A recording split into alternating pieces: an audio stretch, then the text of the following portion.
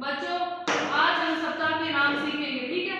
मैं बोल रही हूँ, आप मेरे पीछे पीछे बोल रहे हो। बैठो बैठो, तो सामने देखो, इधर देखो, मैं आपको बोल रही हूँ, आप मेरे पीछे बोलो, ठीक है। बोलो संडे।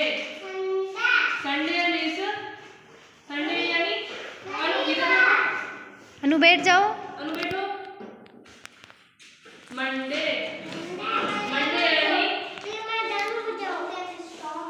मंडे यानी सोमवार। बोलो ट्यूसडे। वेडनेसडे मीन्स बुधवार।